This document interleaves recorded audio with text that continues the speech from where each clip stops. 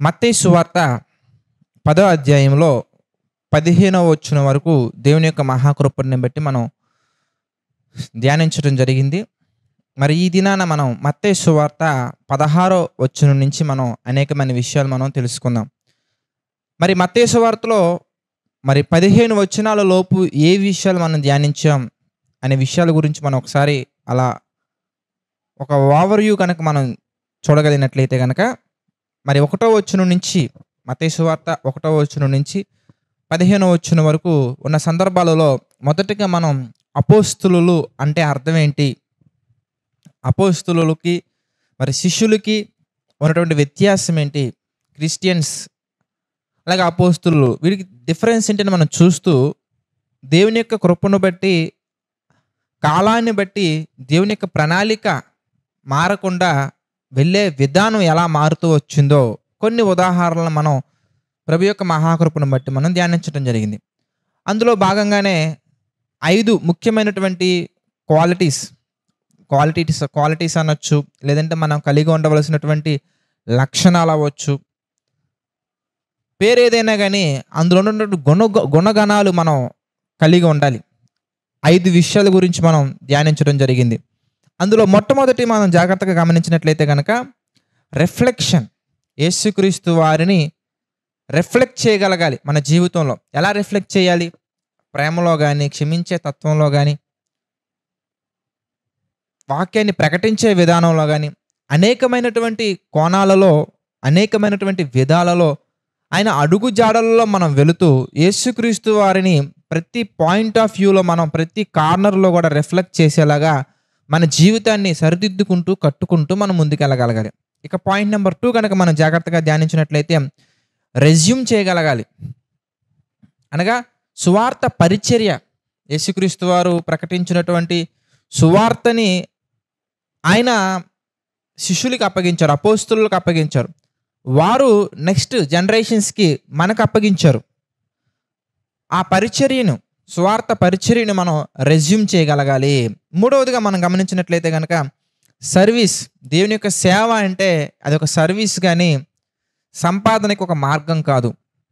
ఏ job రాకపోతే రాలేదు కాబట్టి దేవుడు పిలుచుకున్నాడని చెప్పడం కాదు.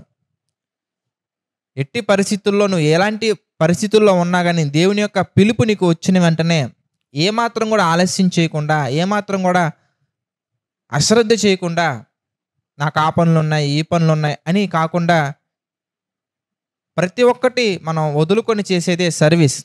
ఈ సర్వీస్లో ప్రభు మనకి ఏవైతే ఉచితంగా అనుగ్రహించారో ఆయన మనకు అనుగ్రహించిన ప్రతి ఒక్కటి కూడా మనం ఉచితంగానే మనం ఇవ్వగలగాలి. 4వది మనం చూస్తే సాక్రిఫైస్, త్యాగం చేయగలగాలి. ఇందాక నేను మాట్లాడిన పాయింట్ విధంగానే దేవుని యొక్క పరిచర్య మనం చేయవలసిన అవసరం వచ్చినప్పుడు మన సమయాన్ని త్యాగం చేయాలి, మనకున్నటువంటి ఆస్తులు త్యాగం చేయాలి, మనకున్నటువంటి పరిస్థితులను త్యాగం చేయగలగాలి, మనకున్నటువంటి ఆహారాన్ని త్యాగం చేయగలగాలి. మనకున్నటువంటి ప్రతి ఒక్కటి కూడా దేవుని యొక్క పని చేయవలసిన అవసరత వచ్చినప్పుడు అక్కడ వాక్యానుసారంగా మనం త్యాగం చేసే తత్వం మనకు ఉండాలి. ఇంకా 5వది మనం గమనించినట్లయితే బ్లెస్సింగ్.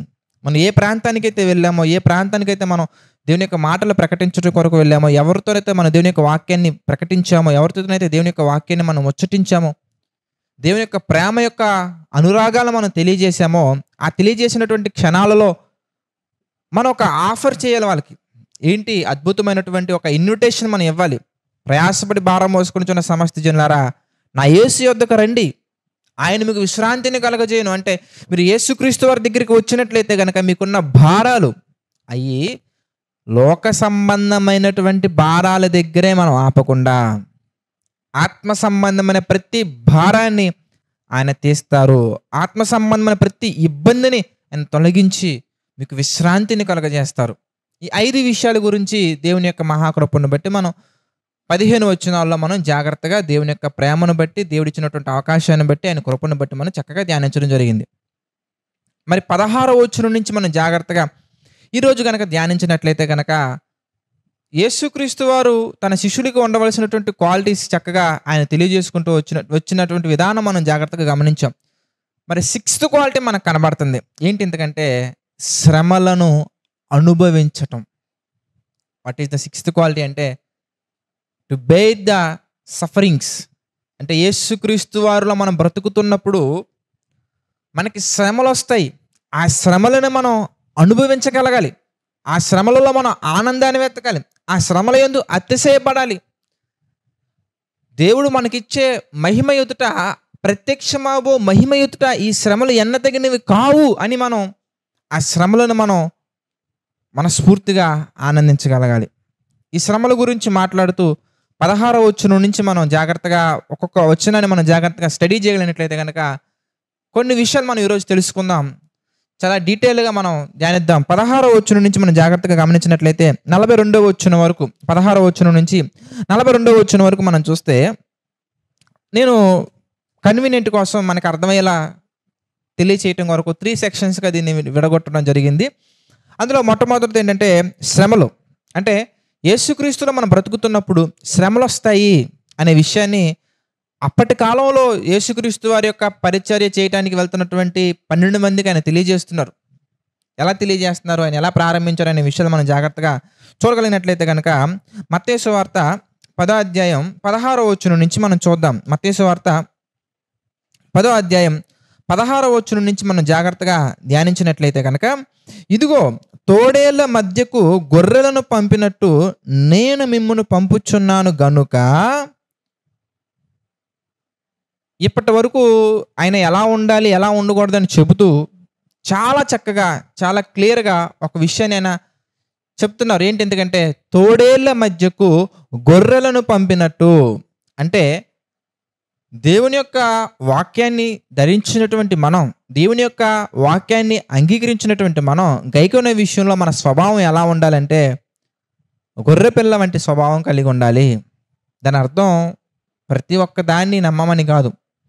అదే సందర్భంలో మనం గమనించినట్లయితే కనుక కంటిన్యూషన్లో చెప్తున్నారు, కనుక మీరు ఎలా ఉండాలి, గొర్రె పిల్ల వల్లే ఉండమని చెప్తున్నారు. కానీ ఆ ఉండే విధానంలో కూడా మనం ఎలా ఉండాలి అని మనం గమనించినట్లయితే 16వ వచనం మనం చూస్తే, మళ్ళీ చూద్దాం. ఇదిగో మత్తయి సువార్త 10వ అధ్యాయం 16వ వచనం మనం చూస్తే, ఇదిగో తోడేళ్ల మధ్యకు గొర్రెలను పంపినట్టు నేను మిమ్మును పంపుచున్నాను గనుక పాముల వలె వివేకులను, పావురముల వలె నిష్కపటులనై ఉండండి. దాని అర్థం వాళ్ళు తోడేళ్ళు కాబట్టి మనం కూడా తోడేళ్ళలా ఉండాలి. వాళ్ళు ఒక దెబ్బ కొడితే మనం రిటర్న్ ఇంకొక దెబ్బ కొట్టాలి. వాళ్ళు మనకి ఎంత అన్యాయం చేశారు కాబట్టి మనం దానికి ఏ మాత్రం తగ్గకుండా అన్యాయం చేయాలి అనే స్వభావం కాదు మనకు ఉండాల్సింది. నిష్కపటమైన స్వభావం ఉండాలి, వివేకము కూడా ఉండాలి, సాత్వికంగా అంగీకరించే స్వభావం కూడా ఉండాలి. ఆయన నిష్కపటంగా ఉండమన్నారు కదా అని చెప్పి ప్రతి చోట ఇరుక్కుపోకూడదు. అలాగని కొన్ని చోట్ల ఇరుక్కుపోవాలని కదా దాని అర్థం. ఏ చోట ఇరుక్కుపోకూడదు, ఎక్కడ కూడా ఇరుక్కుపోకూడదు. ప్రతి పరిస్థితుల్లో కూడా పాముల వల్లే వివేకంగా ఉండాలి, కానీ పాము కాటు లాంటి కాటు వేయకూడదు. పావురము వల్లే నిష్కపటంగా ఉండాలి, కానీ కఠినాత్ములకు దొరకకూడదు. చూడండి, ట్రిక్కీగా ఒక క్రిస్టియన్ లైఫ్ ఎలా ఉండాలంటే it should be the role model to the youth, role model to the society, role model to the world, role model to the next generations. పాపం చేయకూడదు, పరిశుద్ధంగా ఉండాలి, పాపుల మధ్యలో ఉండాలి, పాపం చేయకూడదు, పాపులను ప్రేమించాలి, పాపాన్ని ప్రేమించకూడదు, లోకాన్ని రక్షించడం కొరకు అనేకమైన పనులు చేయాలి, లోకంలో కలవకూడదు. See how many works, how many jobs we have, how difficult it is once you think in your way. నీ కోణంలో నువ్వు ఆలోచిస్తే ఇది చాలా కష్టం. ఒక మనిషి కోణంలో మనం ఆలోచిస్తే 100కి 200% ఒక మనిషి ఇలా ఉండలేరు. చాలామంది అంటారండి, నేను కొన్ని షార్ట్స్ అప్లోడ్ చేసినప్పుడు కూడా, జేసీ చర్చ్ అఫీషియల్ ఛానల్ అప్లోడ్ చేసినప్పుడు కూడా కొంతమంది, బ్రదర్ మీరు చెప్పేది చాలా అద్భుతంగా ఉన్నాయి, కానీ ఇవన్నీ గమనిస్తుంటే, ఇవన్నీ ఆలోచిస్తుంటే పరలోకానికి ఎవరు వెళ్ళరేమో అనిపిస్తుంది. ఎస్, నీ కోణంలో నువ్వు ఆలోచిస్తే it is not at all possible. నీ యొక్క కోణంలో నువ్వు ఆలోచిస్తే జరగదండి, 100% జరగదు. మనుష్యులకు అసాధ్యమైనవి చాలా ఉన్నాయి, కానీ దేవునికి సమస్తమును సాధ్యమే. ధనవంతుడు పరలోక రాజ్యమునకు వెళ్ళడం అనేది ఒంటె సూది బెజ్జంలో దూరట్టు జరగదు. కానీ సమస్తము దేవునికి సాధ్యమే. సమస్తాన్ని సాధ్యపరచగల దేవుడి మీద ఆధారపడి మనం వెళ్తే ప్రపంచాన్ని కదిలించే సమస్యను మనం కదిలించగలం. మళ్ళీ చెప్తున్నానండి, సమస్తాన్ని చక్కబెట్టి సమస్తాన్ని చేయగల దేవుని మీద ఆధారపడి, దేవుని మీదనే ఆధారపడి మన జీవితాన్ని మనం కట్టుకుంటూ మనం ముందుకు వెళ్ళగలిగితే గనక ప్రపంచాన్నే కదిలేసే ఎంత పెద్ద సమస్య అయినా కానీ ఆ సమస్యను కదిలించే కొత్త ప్రపంచం నువ్వు ఒక్కడవే అవుతావు. ఎందుకంటే that's the nature of Jesus Christ. ఆ యేసుక్రీస్తు వారిని మనం వెంబడించామంటే ఆ స్వభావం మనలో వస్తుందండి. ఆయన మాటలు విని బాగున్నాయని చెప్పడం కాదు, ఆయన మాటలు విని వాహ్ సచ్ ఎ గ్రేట్ వర్డ్స్ అని చెప్పడం కాదు. ఆయన మాటలు వినాలి, గ్రహించాలి, అంగీకరించాలి, గై కొనాలి. అలా కనుక నీవు గై కొంటే, అందుకే చెప్పారండి ఆయన, మీరు లోకమునకు వెలుగై ఉన్నారు. ఇంకొక మాటలో చెప్పాలంటే చీకటి ప్రపంచానికి సరికొత్త వెలుగు ప్రపంచం మనమే. ఇప్పుడు వారం వారం చర్చికి వెళ్తే కాదు, రోజు బైబిల్ చదువుకుంటే కాదు, దేవుని యొక్క వాక్యాన్ని విని గ్రహించి అంగీకరించి గైకొని, నేను ఇంత చెప్పినటువంటి 5 స్టెప్స్ యేసుక్రీస్తు వారిని నీ యొక్క క్రియలో రిఫ్లెక్ట్ చేయాలి, సర్వీస్ చేయగలగాలి, సువార్తను రెజ్యూమ్ చేయగలగాలి, బ్లెస్సింగ్స్ ఇవ్వగలగాలి. దేవుడు ఏ విషయాలైతే మనల్ని చేయమన్నారో ప్రతి విషయంలో కూడా మనం వెనకడుగు వేయకుండా మనం వెళ్ళగలిగితే కనుక మనం కొత్త ప్రపంచాన్ని మనం క్రియేట్ చేయొచ్చండి. ఆ ప్రపంచంలో మోసం ఉండదు, ఆ ప్రపంచంలో స్వార్థం ఉండదు, ఆ ప్రపంచంలో కపటం ఉండదు. ఎందుకంటే ఆ ప్రపంచం మనం క్రియేట్ చేస్తున్న ప్రపంచం కాదు, ఆల్రెడీ దేవుడు క్రియేట్ చేసిన ప్రపంచం మర్చిపోయిన జనాలకి గుర్తు చేస్తున్నాం మనం. కనుక ఆ ప్రపంచంలో ప్రేమ ఉంటుంది, సమాధానం ఉంటుంది, సాత్వికం ఉంటుంది, దయాలత్వం ఉంటుంది, ఆశానికరం ఉంటుంది, విశ్వాసం ఉంటుంది, కొండంత ధైర్యం ఉంటుంది, సమస్యను చూసి బెదిరిపోకుండా నిలబడే శక్తి ఉంటుంది. కనుక ఆయన చెప్తున్నారు, ఇదిగో తోడేళ్ల మధ్యకు గొర్రెల పంపినట్టు మిమ్మల్ని పంపుచున్నాను, కనుక మీరు భయపడకండి, కనుక మీరు పాముల వల్లే వివేకంగా ఉండాలి, పావురము వల్ల నిష్కపటంగా ఉండాలి. ఇలాంటి స్వభావం మనకు రావాలంటే దేవుని యొక్క వాక్యం అనేది వినటం కాదు ప్రియులారా, హృదయంలో ఉండాలి. ఈ సందర్భంలో ఒక మాట మనం చూద్దామండి. ప్రసంగి గ్రంథంలో 8వ అధ్యాయం మనం చూస్తే, ప్రసంగి గ్రంథంలో 8వ అధ్యాయంలో 1వ వచనం మనం చూద్దామండి. ఈ సందర్భంలో ఒక పాయింట్ మనకి అక్కడ కనబడుతుంది. ప్రసంగి గ్రంథం 8వ అధ్యాయం మనం చూస్తే 1వ వచనం మనం చూద్దాం. జ్ఞానులతో సములైన వారెవరు, జరుగు వాటి భావమును ఏమంటున్నారండి, ఎరిగిన వారెవరు.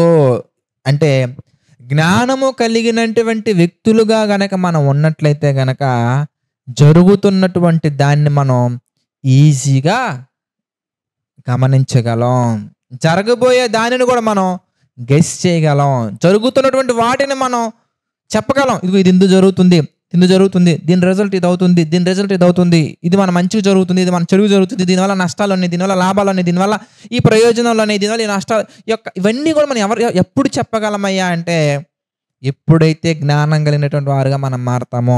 అది లోక జ్ఞానం కాదు, దేవుని యొక్క జ్ఞానము.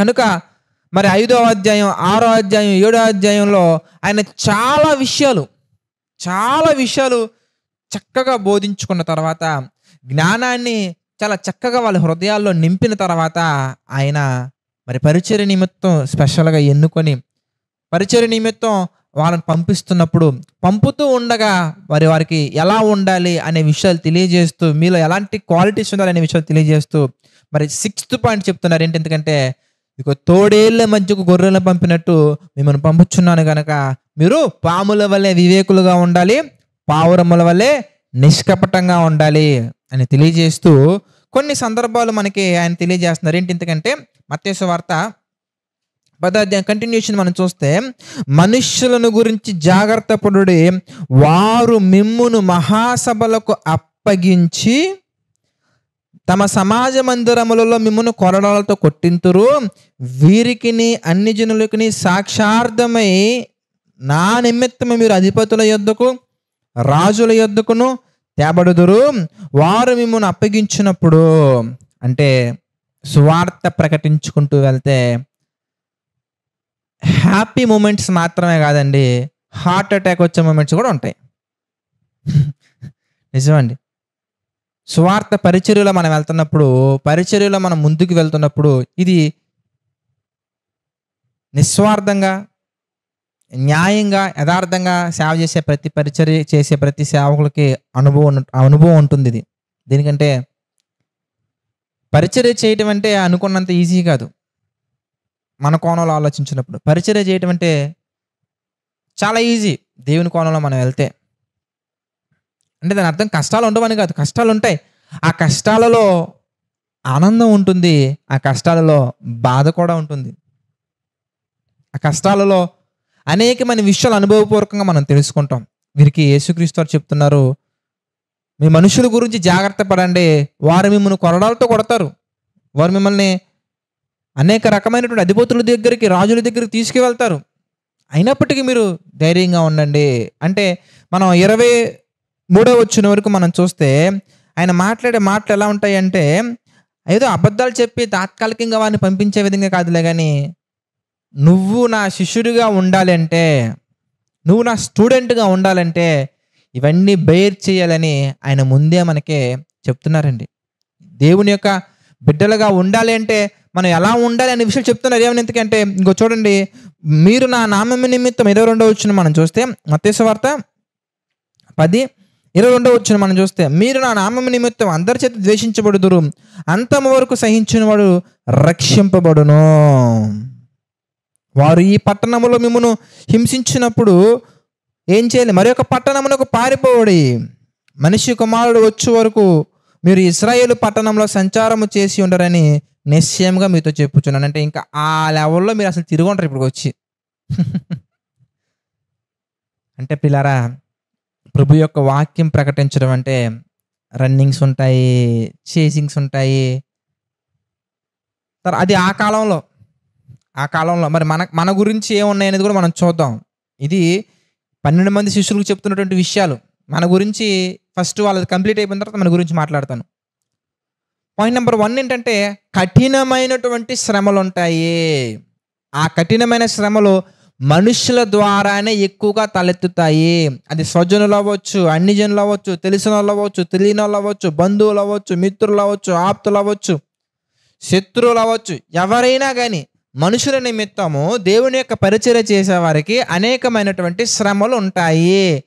ఆ శ్రమలలో, ఆ కష్టాలలో, ఆ బాధలలో, ఆ ఇబ్బందుల్లో ఒక క్రైస్తవుడుగా నువ్వు ఉండాలనుకుంటున్నావు కనుక నువ్వు ఎలా ఉండాలంటే నిష్కపటమైన స్వభావం ఉండాలి. పగలో ప్రతీకారాలు వద్దు. ప్రేమించే తత్వం ఉండాలి. పగలో ప్రతీకారాలు వద్దు. శత్రువులను సైతం మనం ప్రేమించగలగాలి. పగలో ప్రతీకారాలు వద్దు. దేవుడు అంటే నమ్మకం ఉండాలి. మనుషుల్ని నమ్మకండి, మనుషుల గురించి జాగ్రత్త పడండి. ఎంత చక్కగా దేవుని యొక్క వాక్యం మనకి అనేకమైన విషయాలు తెలియజేస్తుందండి. అలాగే 24వ వచనం నుంచి కనుక మనం జాగ్రత్తగా కొన్ని విషయాలు మనం గమనించినట్లయితే, 24వ వచనం నుంచి మనం 33వ వచనం మనకు జాగ్రత్తగా గమనించినట్లయితే ప్రియులారా, మరి ఇన్ని కష్టాలు అనుభవించి, ఇన్ని శ్రమలు అనుభవించి దేవుని కొరకు బ్రతకాలా అనే ప్రశ్న వస్తుంది. దానికి ఆయన ఇచ్చే వండర్ఫుల్ ఆన్సర్ ఏంటంటే, ఎస్, బ్రతకాలి. ఆ కష్టాలు శ్రమలలో దేవుడు ఏం చేస్తున్నాడు అనే ప్రశ్న కూడా వస్తుంది మనుషులకి జనరల్గా. నేను దేవుని కొరకు కదా వచ్చింది, దేవుని కొరకు కదా నేను నిలబడింది, మరి దేవుని కొరకు నిలబడినప్పుడు మరి ఇన్ని కష్టాలు ఎందుకు వస్తున్నాయి అనగానే వాటికి అనేకమైన కారణాలు ఉన్నాయి బ్రదర్స్ అండ్ సిస్టర్స్, అనేకమైన కారణాలు ఉన్నాయి. అయితే ఈ యొక్క చాప్టర్లో ప్రస్తావించినటువంటి కొన్ని విషయాలు మనం మాట్లాడుకుందాం. ఆ కష్టాలలో, ఆ శ్రమలలో దేవుడు ఏం చేస్తున్నారు ఇంతకే అని మనం ఆలోచించినట్లయితే కనుక, దేవుడు తన ప్రణాళికను, మనుషుల ఎడల తనకున్న ప్రణాళికను ముందుకు తీసుకువెళ్తున్నారు. అందులో మొట్టమొదటిది మనం మత్తయి సువార్త 10వ అధ్యాయంలో మనం చూసాం. 18వ వచనం మనం చూస్తే, వీరికిని అన్యజనులకును సాక్షార్థమై నా నిమిత్తము మీరు అధిపతుల యొద్దకును తర్వాత రాజుల యొద్దకును తేబడుదురు. సువార్త సాక్షార్థంగా ప్రతి ఒక్కరికి ప్రకటింపబడాలి. ప్రతి ఒక్కరికి దేవుని యొక్క సువార్త సాక్షార్థముగా నువ్వు అంగీకరించావా, అంగీకరించలేదా అన్నది ఇక్కడ విషయం కాదండి. నీకు యేసుక్రీస్తు వారి గురించి తెలిసిందా లేదా? యేసుక్రీస్తు వారి యొక్క గుణగణాలు నీకు తెలిసాయా లేదా? యేసుక్రీస్తు వారు పాపుల నిమిత్తము అనగా మన నిమిత్తము మరణించి సమాధి చేయబడి తిరిగి లేచారనే విషయం మీకు తెలిసిందా లేదా? తెలిసింది. Yes, that is enough. అదే ఫిఫ్త్ పాయింట్ మనం చూసాం. దేవుని కొరకు మరి ఆనాడు సెలెక్ట్ చేయబడినటువంటి అపోస్తులు వెళ్తున్నప్పుడు మనం గమనించాం. ఫిఫ్త్ పాయింట్ ఏంటి ఇంతకీ? బ్లెస్సింగ్స్. ఎవరైతే దేవుని యొక్క వాక్యాన్ని అంగీకరిస్తారో వారికి ఆశీర్వాదం ఉంటుంది, సమాధానం దక్కుతుంది. ఎవరైతే వాక్యాన్ని అంగీకరించరో వారికి సమాధానం ఉండదు. అదే బ్లెస్సింగ్స్. సమాధానం దక్కించుకోవడం బ్లెస్సింగ్స్. నువ్వు అంగీకరిస్తే you will be bless, otherwise you will not blessed. That's it. అయిపోయింది, అక్కడతో విషయం అయిపోయింది. కనుక అన్యులకేంటి, ఇశ్రాయేలీలకేంటి, ప్రతి ఒక్కరికి కూడా సాక్షార్థమై యేసుక్రీస్తు వారి గురించినటువంటి విషయాలు తెలియజేయబడాలి. ఆయనే రక్షకుడు అనే విషయం మనం చెప్పగలగాలి. వారు అంగీకరించారా లేదన్నది దేవుడు చూడట్లేదండి. సాక్షార్థమే సువార్త ప్రకటించాలి.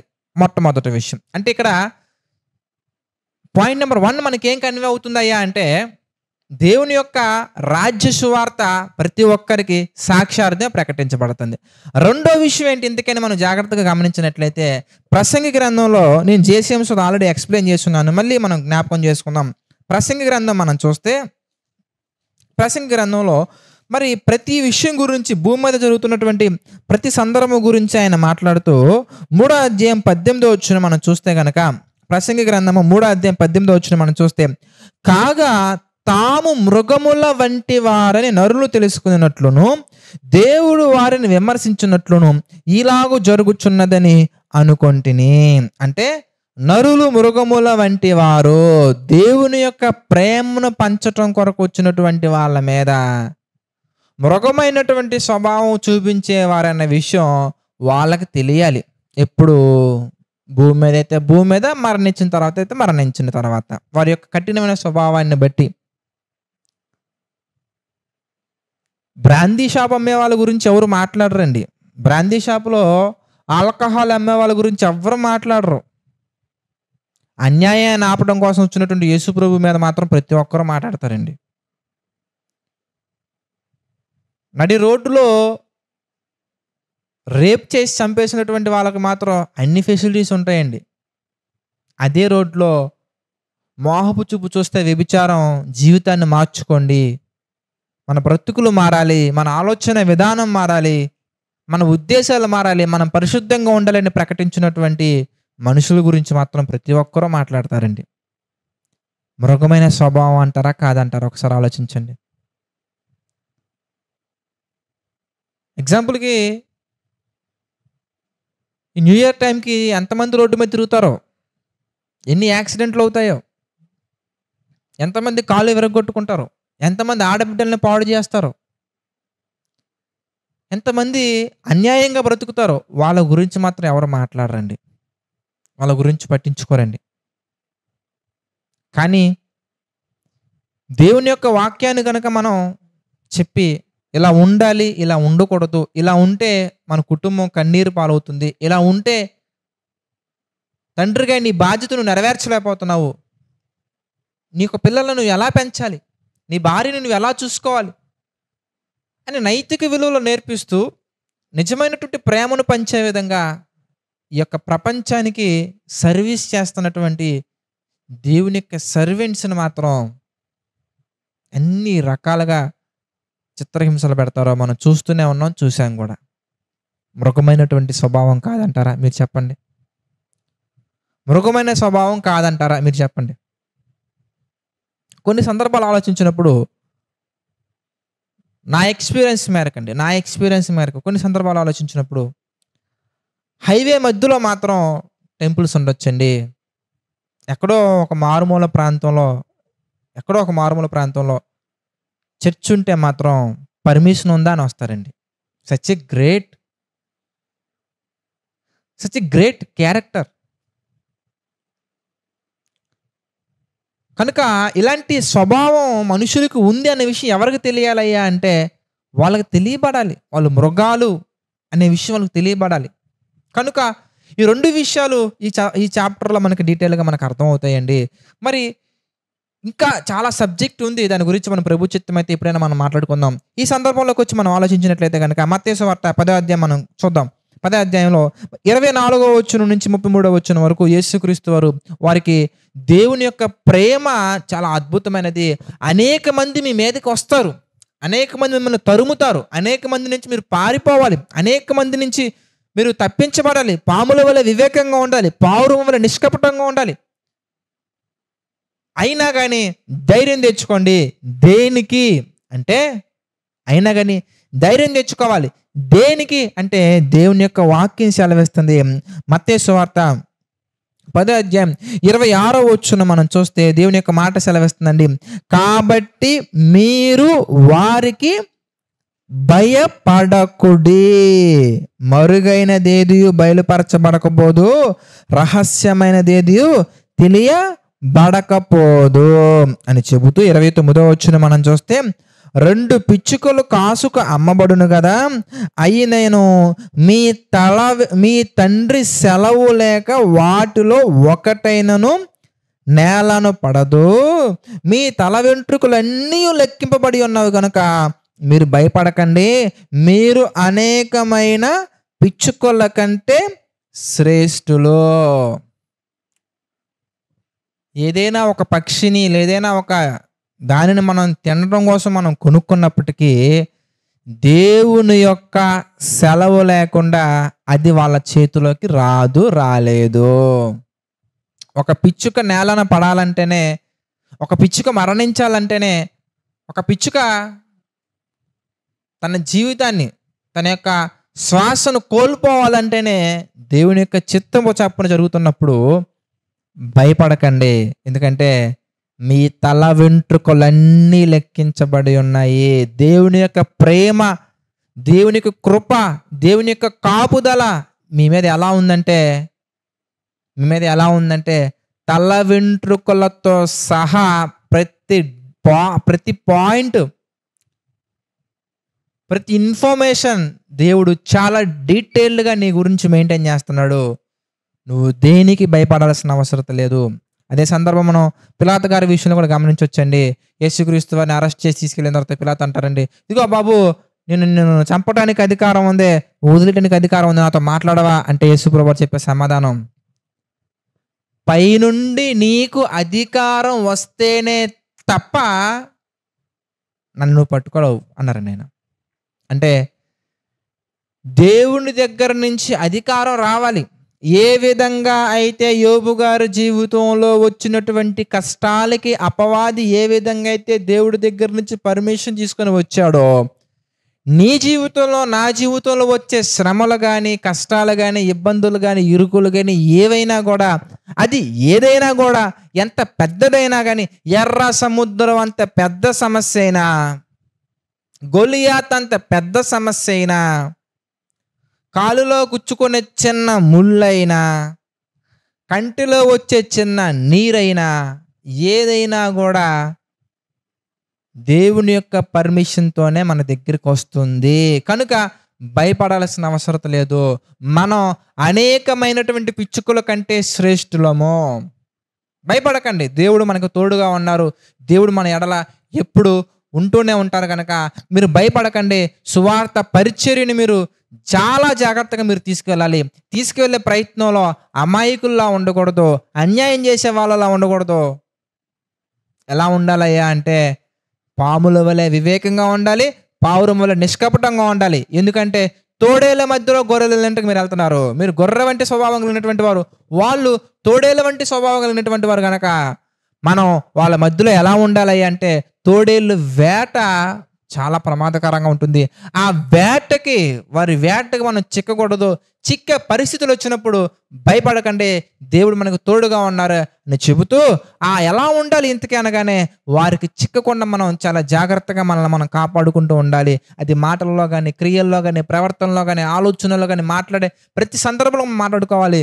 అయినా కానీ దేవుడు మీకు తోడుగా ఉంటారు. మీరు అధిపతుల యొద్దకు వెళ్ళినప్పుడు, రాజుల యొద్దకు వెళ్ళినప్పుడు మీరేం మాట్లాడాలో తండ్రి మీకు సహాయం చేస్తారు అని చెబుతూ, మీకు ఎలాంటి అపాయం కలగదో దేవుని చిత్తమే మన జీవితంలో ఎప్పుడు జరుగుతూ ఉంటుంది కనుక, రెండు పిచ్చుకలు కాసు కమ్మబడినప్పటికీ దేవుని సెలవులకు ఏది నేలన పడదో, అలాగే మీ జీవితాలలో కూడా వచ్చే ప్రతి సమస్య కూడా దేవుని చిత్త ప్రకారంగానే వస్తుంది. మీరు అనేకమైన పిచ్చుకల కంటే శ్రేష్ఠులు అని మాట్లాడుతూ మరొక సందర్భాన్ని తెలియజేస్తున్నారు. ఏంటి ఇంతకీ అని మనం గమనించినట్లయితే ప్రియులారా, మరి 32వ వచనం మనం చూద్దాం. మనుషులు ఎదుట నన్ను ఒప్పుకొని వాడెవడో పరలోకమందున నా తండ్రి ఎదుట నేను అని ఒప్పుకొందును. మనుషుల ఎదుట ఎవడు నన్ను ఎరుగనను వానిని పరలోకమందున నా తండ్రి ఎదుట నేను ఎరగనందును. ఇక్కడ వండర్ఫుల్ ఇంకొక పాయింట్ మనం గమనించినట్లయితే, ఒక మనిషి మనల్ని ఏం చేయగలడు అనేది కూడా ఇక్కడ చాలా చక్కగా దేవుడు చెప్తున్నారండి.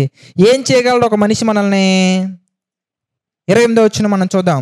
మరియు ఆత్మను చంపనేరక దేహమునే చంపు వారికి భయపడకుడు గాని ఆత్మను దేహమును కూడా నరకములో నశింప చేయగలవానికి మిక్కిలి భయపడుడి. మన ఆత్మని ఏమీ చేయలేరండి, మహా అయితే శరీరాన్ని చంపగలరు అంతే.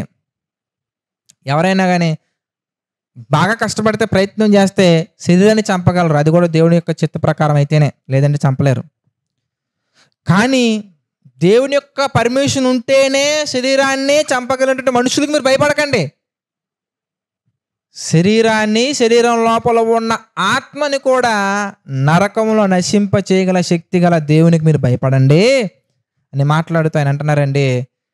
ఈరోజు మీ ద్వారా సువార్త ప్రకటించబడుతున్నప్పుడు ఎవరైతే యేసుక్రీస్తు వారిని అంగీకరిస్తారో పరలోకములో వారుడు కూడా అంగీకరించబడతాడు. ఎవరైతే మనుషులు ఎదుట యేసుక్రీస్తు వారు నాకెవరో తెలియదని అంటారో వారు పరలోకంలో కూడా అంగీకరింపబడారు. కనుక ప్రియులారా, మరి 2 సబ్జెక్ట్స్ మీకు అర్థమయ్యాయి అనుకుంటున్నాను. నెంబర్ 1, సువార్త ప్రకటించడం కొరకు మనం వెళ్ళాలి. ఆ వెళ్ళే ప్రయత్నంలో మనకి ఎన్నో శ్రమలు వస్తాయి. ఆ శ్రమల గురించే యేసుక్రీస్తు చాలా చక్కగా క్లియర్గా మాట్లాడారు. ఎందుకు వస్తాయి శ్రమలు అంటే, మనం చాలా మందికి ఒక ప్రశ్న ఉంటుందండి, బ్రదర్ నేను చేసే దేవుడి పనే కదా బ్రదర్, ఎందుకు బ్రదర్ నాకు ఈ కష్టాలు అని చెప్పి చాలా ఆవేశంతో మాట్లాడుతుంటారండి.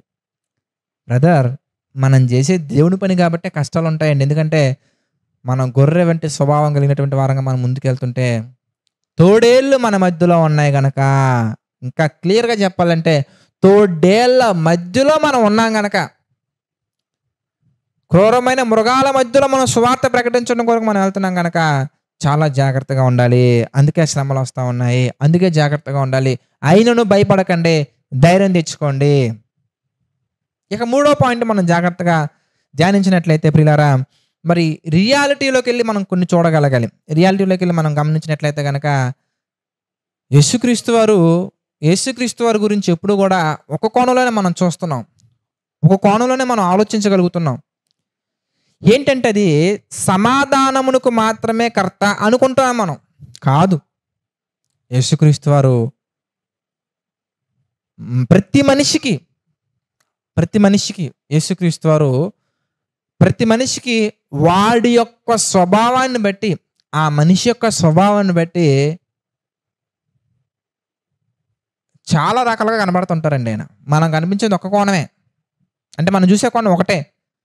కానీ మనిషి యొక్క వ్యక్తిత్వాన్ని బట్టి ఆయన అనేక మందికి అనేక రకాలుగా కనబడుతూ ఉంటారు. ఆయన కావాలంటే మీరు కొరింథీయులకు రాసినటువంటి మొదటి పత్రిక మనం చూద్దాం.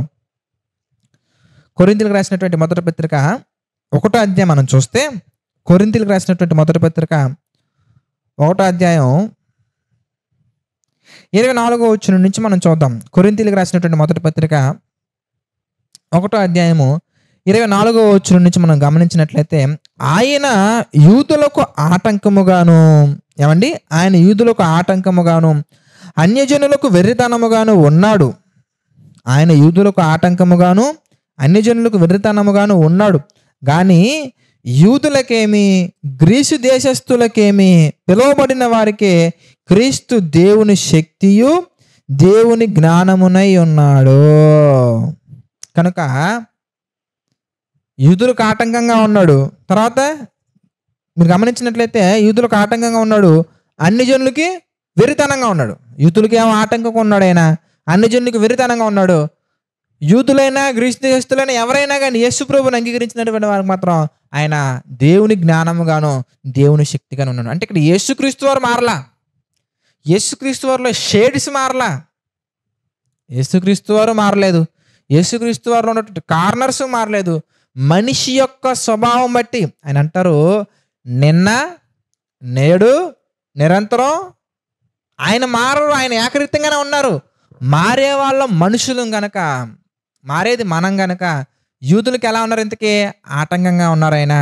అన్ని జనులకు ఎలా ఉన్నారు ఇంతకీ? వెరితనంగా ఉన్నారు. మరి మిగిలినటువంటి వారికి, దేవుని నమ్మినటువంటి వారికి ఎలా ఉన్నారు ఇంతకీ? దేవుని శక్తియు దేవుని జ్ఞానమునై ఉన్నారు. యేసుక్రీస్తు వారిని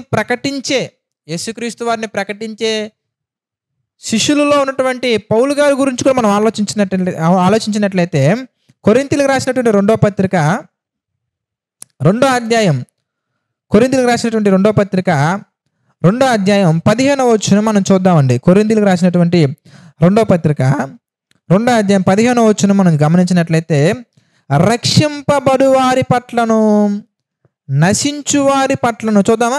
రక్షింపబడు వారి పట్లను నశించు వారి పట్లను మేము దేవునికి క్రీస్తు సువాసనై ఉన్నాము, నశించు వారికి మరణపు వాసనగాను, తర్వాత రక్షింపబడు వారికి జీవపు వాసనగాను ఉన్నాము. అంటే మంచిని అంగీకరించే వారికి, రక్షణలోకి ఉన్నటువంటి వారికి జీవపు వాసనగా ఉన్నారు. అలాగే నశించిపోయే వారికి ఎలా ఉన్నారు? ఎందుకే మరణపు వాసనగా ఉన్నారు. చూస్తున్నారా? యేసుక్రీస్తు వారు ఒక్కళ్ళే, ఆయనలో మార్పు లేదు. నిన్న నేడు నిరంతరం ఆయన ఏకరీతిగానే ఉన్నారు. కానీ రక్షించబడే వాళ్ళకి మాత్రం, అంటే రక్షణలోకి వచ్చే వాళ్ళకి మాత్రం దేవుడు జీవపు వాసనగా ఉన్నారండి. అలాగే నశించిపోయే వారికి మాత్రం మరణపు వాసనగా ఉన్నారు. అంటే యేసుక్రీస్తు వారు అందరికీ ఒకేలా కనబడుతున్నారని మాత్రం అనుకోకండి. ఆయన కోణంలో ఆయన ఒకేలా ఉన్నారు. కానీ తోడేళ్ల లాంటి మనుషుల మధ్యలో మనం ఉన్నాం గనక, తోడేళ్ల వంటి ఈ మనుషులకి యేసుక్రీస్తు వారు ఎలా కనిపించే అవకాశాలు ఉన్నాయా అంటే, యేసుక్రీస్తు వారిలో మార్పులు లేదులే కానీ వారి ఆలోచనల్లో మార్పులు ఉన్నాయి కనుక. ఉదాహరణకి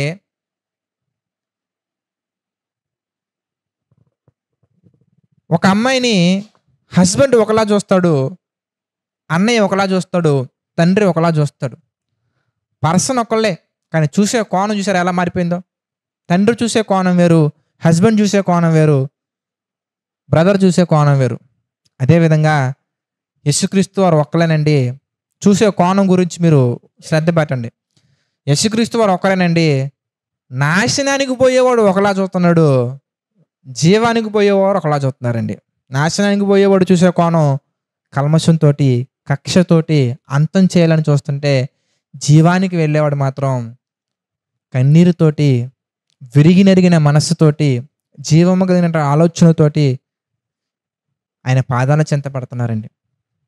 అందుకే నేను వచ్చిన పర్పస్ అనేది మీరు కేవలం సమాధానాన్ని పంపడానికే మాత్రం వచ్చానని మీరు ఆలోచించకండి అని మనం చూస్తే 34వ వచనం నుంచి మనం చూద్దాం. మత్తయి సువార్త 10వ అధ్యాయంలో 34వ వచనం నుంచి కొన్ని సందర్భాలు మనం చూద్దాం. మత్తయి సువార్త 10వ అధ్యాయం 34వ వచనం నుంచి మనం చూస్తే, నేను భూమి మీదకు సమాధానమును పంపవచ్చునని తలంచకండి, ఖడ్గమునే గాని సమాధానం పంపుటకు నేను రాలేదు.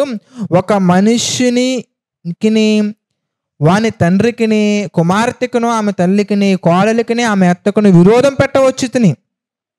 ఒక మనిషిని ఇంటివారే అతనికి శత్రువులగుదురు. అంటే అదేంటి బ్రదర్, యేసుప్రభువు వారు ఇంట్లో గొడవలు పెట్టడం కోసం వచ్చారా బ్రదర్ అని చెప్పేసి రాంగ్గా కన్వే చేసుకున్న వాళ్ళు ఉన్నారండి. యేసుక్రీస్తు వారు వచ్చినటువంటి పర్పస్ అది కాదండి. ఆయన వచ్చిన పర్పస్ ఏంటంటే, ఈ భూమి మీద ఉన్నటువంటి చెడును నశింప చేయటం కోసం వచ్చారు. చెడుతో సమాధానం పంపడం కోసం రాలేదు ఆయన. చెడు విషయంలో సమాధానం పట్టడానికి రాలేదు ఆయన. చెడు విషయంలో కాంప్రమైజ్ అవడం కోసం రాలేదైనా. చెడుని నశింపజేయటానికి వచ్చారు, చెడుని అంతం చేయటం కొరకు వచ్చారు. కనుక ఎవరైతే చెడును ప్రేమిస్తారో ఆ చెత్తను ప్రేమించే వాళ్ళకి మాత్రం, మంచిని ప్రేమించే మీకు ఆ చెత్తను ప్రేమించే వాళ్ళకి విరోధం మాత్రం తప్పకుండా అవుద్ది. ఎప్పుడు మీరు సత్యం పక్షాన నుంచుంటే, మీరు నిజమైనటువంటి విషయాల పక్కన నుంచుంటే, అసత్యాన్ని నమ్మేవారికి, అసత్యాన్ని అంగీకరించే వారికి, అసత్యాన్ని పాటించే వాళ్ళకి మీకు మధ్యలో గొడవలు జరుగుతూనే ఉంటాయి. కనుక ఒక మనిషినికి అతని ఇంటి వారికి గొడవలు అవుతాయి. ఎందుకంటే ఆ మనిషిని ఇంటిలో వాళ్ళు కనుక ఒకవేళ అసత్యాన్ని అంగీకరించి అసత్యాన్ని అనుసరిస్తూ ఉండేవాళ్ళైతే గనుక, ఒకవేళ కాకపోతే మరి పేతురుకి వాళ్ళ వైఫ్కి గొడవలు అవ్వలేదండి ఏంటండి? మరి ఒక మనిషిని ఇంటి వారికి శత్రువులు అవుతాయి అన్నారు కదా. మరి పౌలు గారి కుటుంబంలో వాళ్ళకి గొడవలు అయ్యాయి కానీ మరి పేతురు గారి ఇంట్లో గొడవలు అవ్వలేదు ఏంటండి? మరి జబదేయి కుమారుల ఇంట్లో గొడవలు అవ్వలేదు ఏంటండి? మరి ఫాదరే దగ్గరుండి పరిచర్యకు పంపించినట్టుగా మనం చూస్తామండి. జబదేయి కుమారుల తల్లి వచ్చి యేసుక్రీస్తు వారితో ఆమె బిడ్డల గురించి మాట్లాడినట్టు మనం చూస్తాం ఏంటండి? తల్లికి పిల్లలకు గొడవలు పెట్టవచ్చుతున్నాను ఉంది కదా, తండ్రికి పిల్లలు గొడవ పెట్టవచ్చుతున్నాను ఉంది కదా. మరేంటి మరి వాళ్ళ ఫ్యామిలీలో ఎందుకు అలా జరగలేదంటే, సత్యాన్ని ప్రేమించే వారి ఇంట్లో మాత్రం శాంతి సమాధానాలు ఉంటాయండి. సత్యాన్ని ప్రేమించే వారి ఇంట్లో మాత్రం శాంతి సమాధానం ఉంటాయండి. అసత్యాన్ని ప్రేమించే వారి యొక్క కుటుంబంలో మాత్రం గొడవలు ఉంటాయి. ఎందుకంటే ఆ అసత్యాన్ని ప్రేమించే వారి ఇంట్లో కనుక ఒకవేళ సత్యాన్ని అంగీకరించేవారు ఉంటే తప్పకుండా విరోధం అనేది ఏర్పడుతుంది.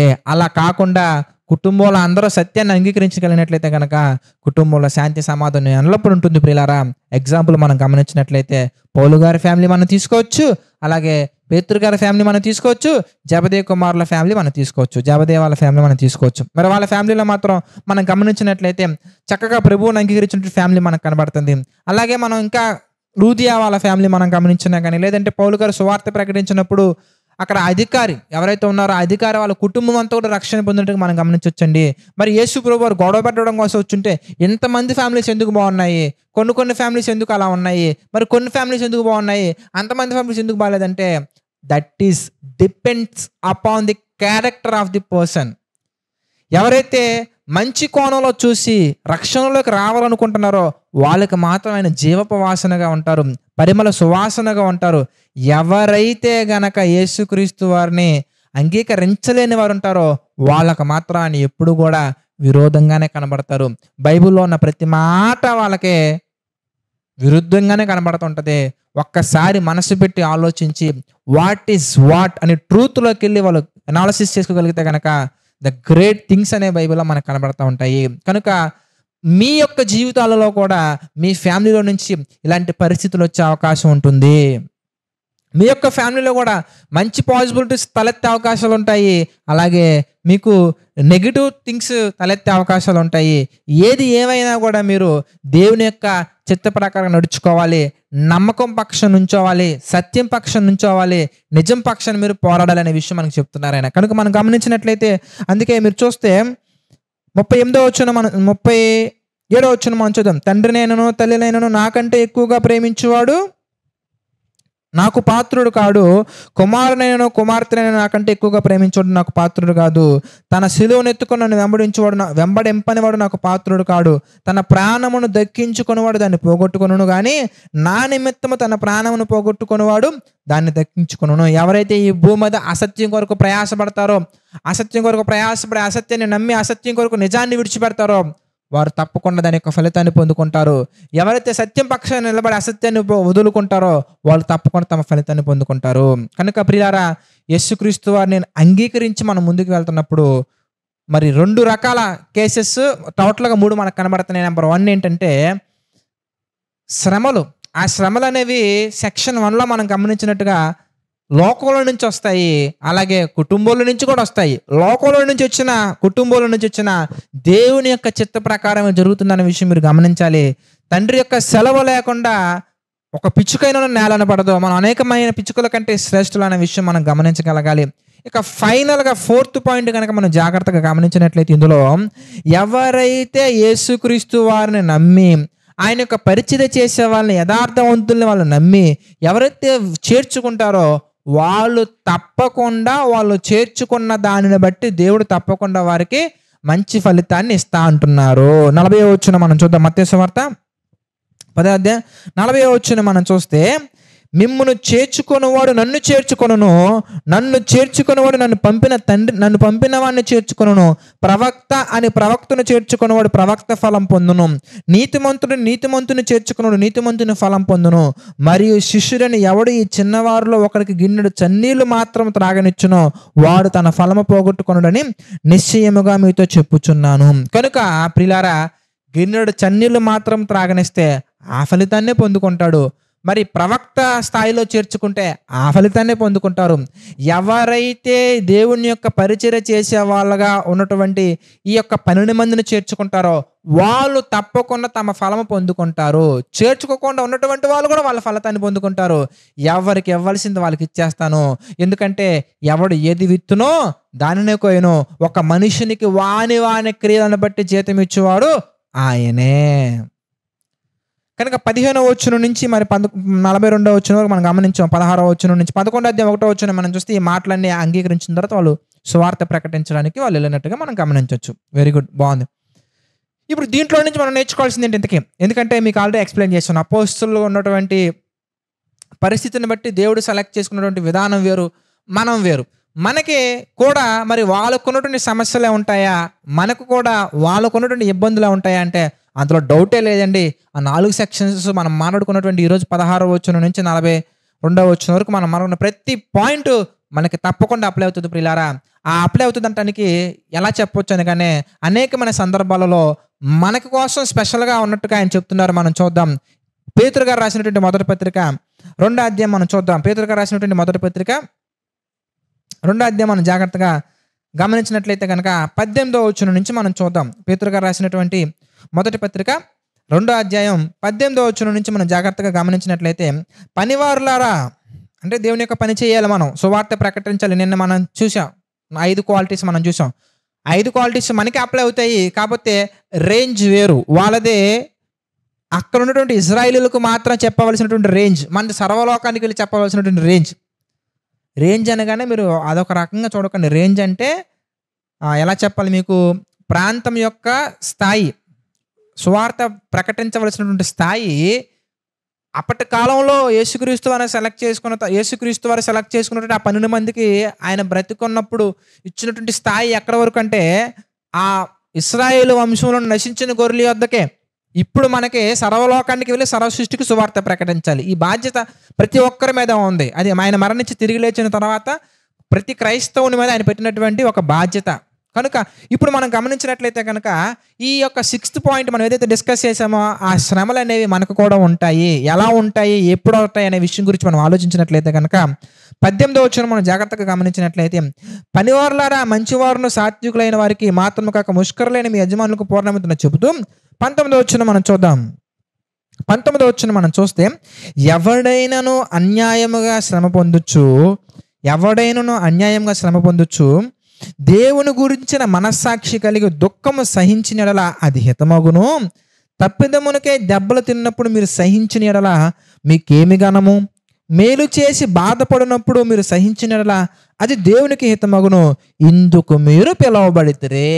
దేనికి అంటే మంచి చేసేటప్పుడు మనకే దెబ్బలు తగులుతాయనే విషయం గ్రహించడానికి. అందుకే మనం పిలువబడ్డాం. ఇంకా మనం గమనించినట్లయితే 4వ అధ్యాయం 16వ వచనం, మొదటి పేతురు గారు రాసినటువంటి మొదటి పత్రిక 4వ అధ్యాయం 16వ వచనం మీరు చదువుకున్నా కానీ, ఎవడైనా క్రైస్తవుడైనందుకు శ్రమ అనుభవించిన అని మాట్లాడుతూ వస్తారు. తర్వాత మనం గమనించినట్లయితే ప్రియులారా, మరి ఫిలిప్పీలకు రాసినటువంటి పత్రిక 1వ అధ్యాయం 27 నుంచి 30 వచనాలు, అలాగే పేతురు గారు రాసినటువంటి మొదటి పత్రిక 5వ అధ్యాయము 8 నుంచి 10 వచనాలు మీరు చదివినట్లయితే మీకు చాలా క్లియర్గా అర్థమవుతుంది. సో అక్కడ మత్తయి సువార్త 10వ అధ్యాయంలో చెప్పబడినటువంటి వచనాలు 16వ వచనం నుంచి 42వ వచనం వరకు మనకే అప్లై అవుతాయి. కాకపోతే వాళ్ళు ఇశ్రాయేలీల వంశంలో ఉన్నటువంటి వారికి మాత్రమే, మనం ఇంటర్నేషనల్ లెవెల్లో వాళ్ళు అక్కడ వరకే మనకు అంతా. మనం పరిచర్య చేయాల్సింది, ప్రకటించాల్సింది ప్రపంచం అంతా ప్రకటించాలి. వాళ్ళు కొంత మేరకు మాత్రమే. మనకు కూడా శ్రమలు ఉంటాయా? బ్రహ్మాండంగా ఉంటాయి. మనం కూడా అనుభవించాలా? తప్పకుండా అనుభవించాలి. అది మన చాయిస్. మనం అనుభవించాం అనుకోండి, దానికి తగిన ఫలితం మనం పొందుకుంటాం. లేదు మనం మనం కూడా కొన్ని వాటికి స్టిక్ ఆన్ అయిపోయి, మనం కూడా కొన్ని వాటికి మనం బందీలైపోయి, మనం కూడా దేవుని ప్రేమను కాకుండా, దేవుని కంటే ఎక్కువగా దేన్నైనా మనం ప్రేమించితే గనక మనం ఆయనకు పాత్రలుగా కాకుండా పోతాం. ఒకసారి సందర్భాలు మనం చదువుతా చూడండి. రోమీయులకు రాసినటువంటి పత్రిక 8వ అధ్యాయము 14-17 వచనాలు, ఫిలిప్పీలకు రాసినటువంటి పత్రిక 1వ అధ్యాయం 27-30 వచనాలు, పేతురు గారు రాసినటువంటి మొదటి పత్రిక. ఇది చూసి ఈ అబ్బాయి షాక్ అయిపోతాడు. ఈ తర్వాత ఈ అబ్బాయి దగ్గరికి వచ్చి ఫ్రెండ్షిప్ చేస్తే ఈ అబ్బాయి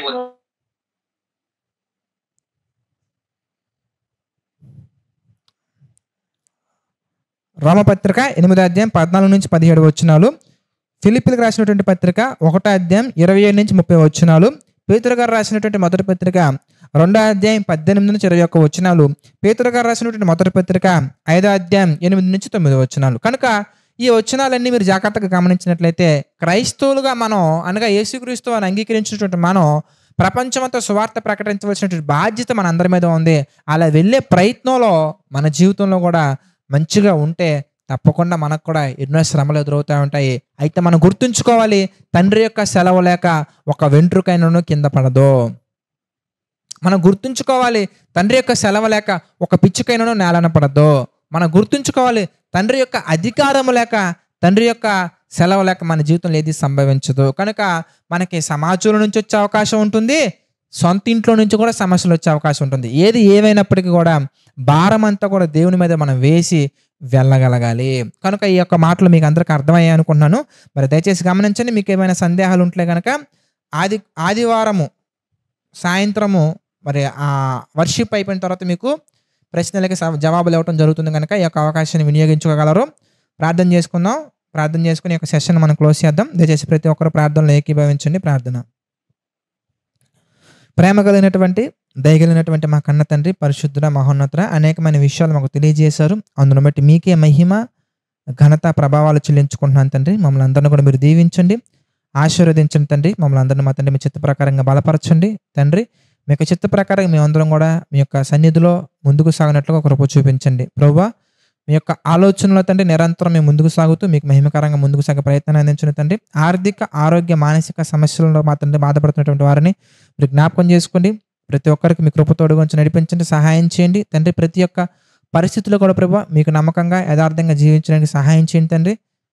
ప్రభువా, నమ్మకంగా, యథార్థంగా పరిచర్య చేస్తున్న వారిని జ్ఞాపకం చేసుకుని వారి పరిచర్యను మీరు దీవించండి, ఆశీర్వదించండి తండ్రి. జేసీ చర్చి పరిచర్యలు కూడా మా తండ్రి కొరతగా ఉన్న ప్రతి ఒక్క దాన్ని మా తండ్రి మీరు జ్ఞాపకం చేసుకోండి. మీ చిత్త ప్రకారంగా తండ్రి ప్రతి ఒక్క కొరతకు ప్రభువా మీ యొక్క చిత్త ప్రకారంగా సమయానుకూలంగా అన్నీ సమకూర్చండి, నడిపించండి, సహాయం చేయండి తండ్రి. ఏది ఏమైనప్పటికీ తండ్రి మేమందరం కూడా మా తండ్రి వెనకడుగు వేయకుండా తండ్రి నమ్మకంగా, యథార్థంగా, వేగంగా, విశ్వాసంతో ముందుకు సాగినట్లుగా సహాయం చేయండి తండ్రి. సమస్త మహిమ, ఘనత, ప్రభావాలు మీకు చెల్లించుకుంటూ ప్రతి ఒక్కటి మీ చిత్త ప్రకారంగా జరిగించమని వేడుకుంటూ మా ప్రభువును రక్షకుడైనటువంటి యేసుక్రీస్తు వారి పేరిట ఈ ప్రార్థన అడిగి వేడుకొనుచున్నాము తండ్రి. ఆమెన్. అందరికీ వందనాలండి.